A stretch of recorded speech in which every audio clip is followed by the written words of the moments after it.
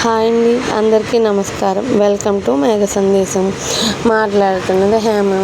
ఇవాళ సరదాగా మా పిల్లలు వచ్చేసారు. నేను వస్తుంటే హాఫ్ డేస్ కదండి, వాళ్ళు ఫ్రీగా ఉంటున్నారు. రావటానికి కూడా కాస్తంత ఇంట్రెస్ట్ చూపిస్తున్నారు. వాళ్ళ ఫ్రెండ్ అండి వాళ్ళ ఫ్రెండ్ కూడా వచ్చింది. వాళ్ళు అనుకోకుండా వస్తుంది. ఇంకా పిల్లలకి కాయలు చూస్తే చెట్టుకి ఆగదు కదండి. ఇంకా ముగ్గురు కలిసి హార్వెస్ట్ చేసేసారండి.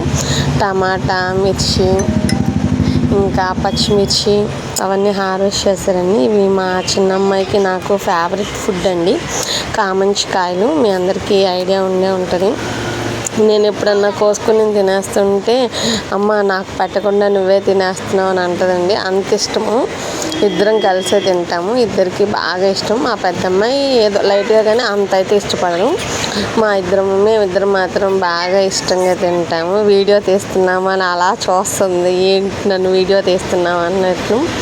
ఇవేమో లేడీ కనకాంబరాలండి.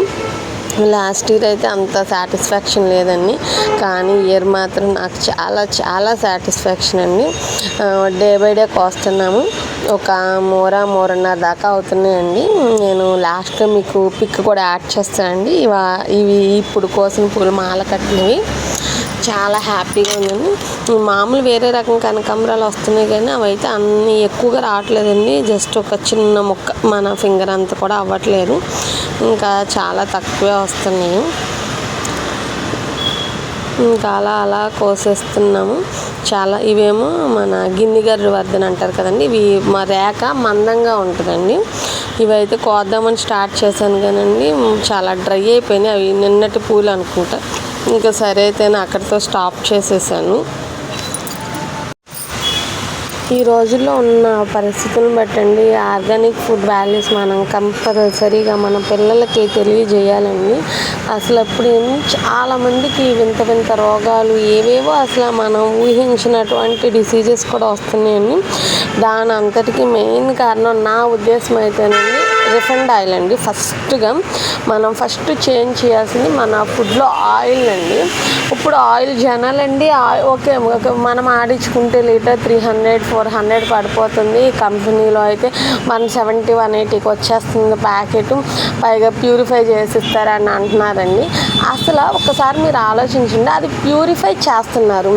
ప్యూరిఫై చేయాలంటే ఎంత కెమికల్ వాడితే అది ప్యూరిఫై అయ్యిద్దండి. ఒకసారి మీరు ఆలోచించండి. అంటే ఆ కెమికల్ అంతా మన బాడీలోకే కదండి వచ్చేది.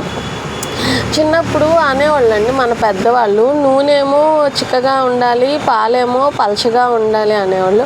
ఇప్పుడు ఏంటంటే కాలక్రమాన్ని ఏమవుతుందంటే నూనె పలచగా అవుతుంది, పాలేమో చిక్కగా అవుతుంది.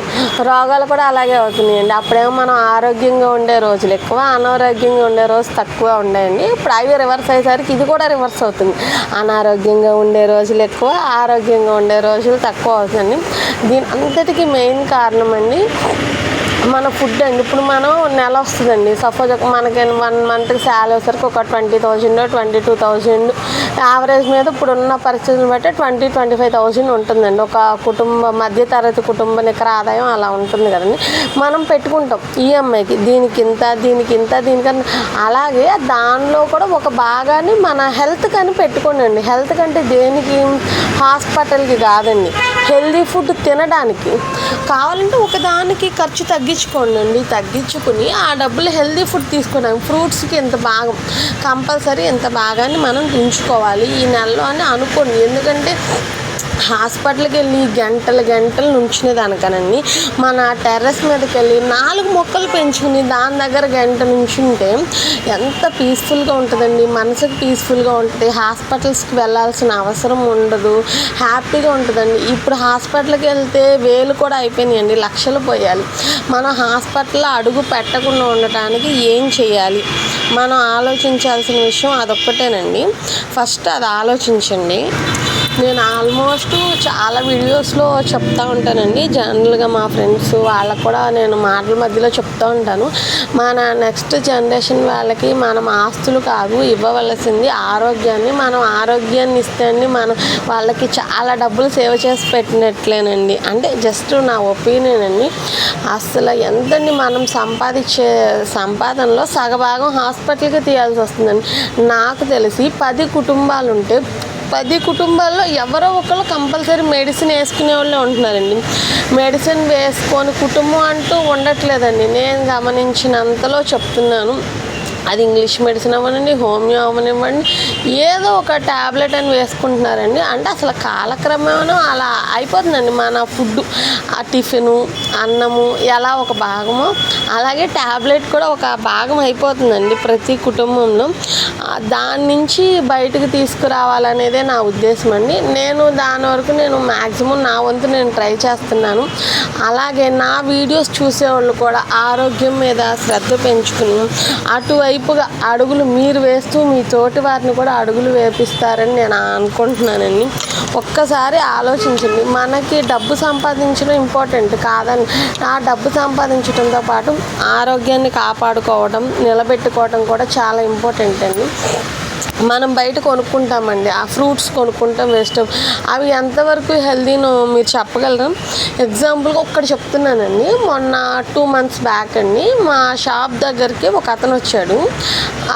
వాళ్ళు మినప పంట వేశారు. మినప పంట వేస్తే ఆ పంటకి ఏవో మందులు కావాలని వాళ్ళు పురుగుల మందు షాప్ నుంచి తెచ్చుకున్నారు. అవి బండి మీద పెట్టుకుంటే అండి, ఈవెన్ మా ఇంట్లో షాప్లో సరుకులు కొనుక్కుని ఆ బండి మీద తీసుకెళ్ళడానికి కూడా అతను ఇష్టపడలేదండి.